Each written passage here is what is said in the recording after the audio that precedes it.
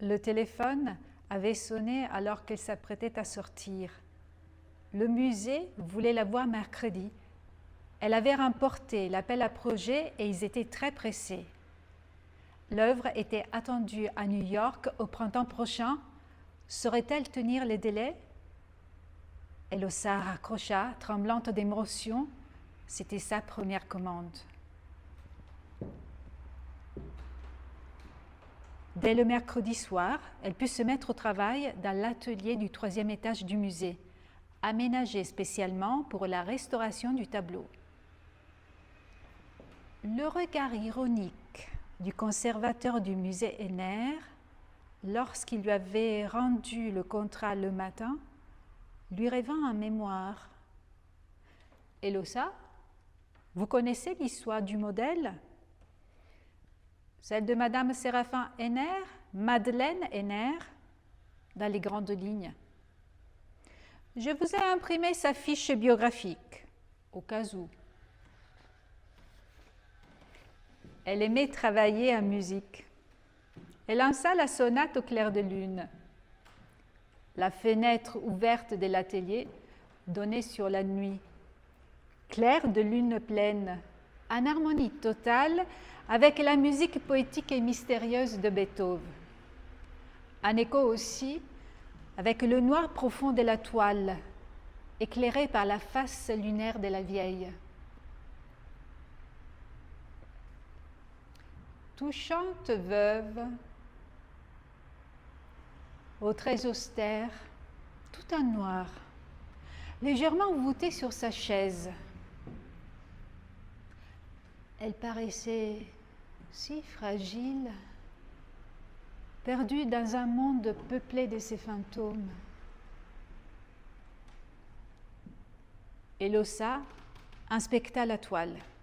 Celle-ci présentait plusieurs fissures qu'elle devrait combler, mais le plus important était l'aspect terni des couleurs qui avaient dû être à l'origine flamboyantes, comme Henner savait les rendre. Il lui faudrait beaucoup de doigté pour les rendre à leur état initial. Elle dépoussiéra lentement le tableau à l'aide de ouates humectées d'eau distillée et de térébenthine. Un vif ray de lumière le traversa. Le gardien, en fermant la fenêtre d'en face, avait par un jeu du miroir envoyé un reflet de clair de lune dans la pièce. Au même moment, elle sentit sous ses doigts comme une résistance qui cédait. Elle retira la ouate et l'examina. De blanche, elle était devenue rosée. Étrange. Il ne lui semblait pas que le diagnostic réalisé à la lampe UV ait conclu à ce type de vernis. Perplexe, elle passa le coton sur la robe, enlevant touche après touche les surpans et les vernis. Tous les bâtonnets s'éteintaient légèrement de rose. Elle aborda ensuite le visage ridé de la vieille. Elle tapota doucement sa joue, la ouate rosit. La main d'Elosa se figea. À nouveau, la toile résistait, puis cédait. Elle saisit le microscope et l'approcha de la joue de Madeleine.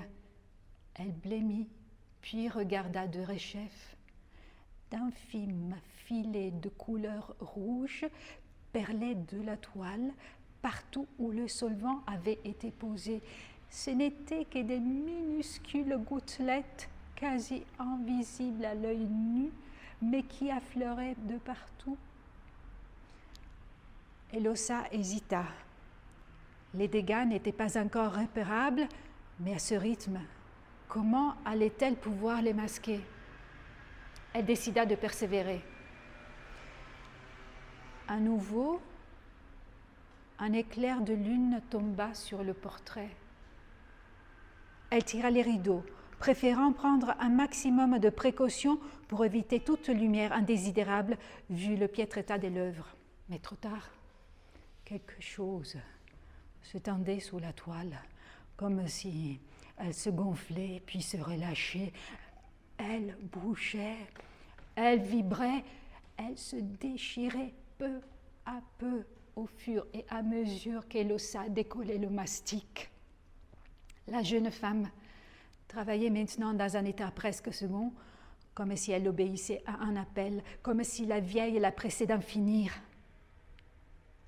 Perdue dans un monde peuplé de ces fantômes, pourquoi avait-elle pensé cela?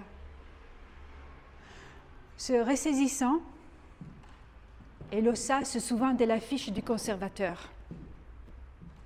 Elle s'en empara et la lut, pleine d'appréhension. Madeleine Henner eut plusieurs enfants de son époux Séraphin Henner, frère de l'artiste Jean-Jacques. Leur petit dernier, Paul, fut assassiné à l'âge de 6 ans. Le crime ne fut jamais élucidé. Séraphin fit interner Madeleine, devenue folle de douleur, dans un de ses rares moments de lucidité, tandis que le peintre faisait son portrait dans sa chambre d'asile. Elle lui aurait confié, sous le sceau du secret, le nom du coupable. L'artiste aurait eu, en mourant, ces mots mystérieux: « Le criminel apparaîtra lorsque la lune aura éclairé Madeleine. » Depuis, le mystère perdure. La lune. Elosa se retourna vivement. Tandis que s'estompait la silhouette courbée de la veuve, quelque chose se dégageait peu à peu du tableau. Elosa hurla. Madeleine, couverte de sang, se redressait, pointant du regard une silhouette masculine tapie dans le coin droit du tableau. La veuve tendait vers le ciel, comme pour le prendre à témoin, une masse inerte. C'était le corps d'un jeune enfant, le cœur percé. Du sang s'en écoulait, dégoulinant du tableau jusqu'au sol. La lune se voila. Au pied d'Elosa évanouie, goutte à goutte, se forma sur le sol une suite de lettres rouges. Séraphin a tué Paul.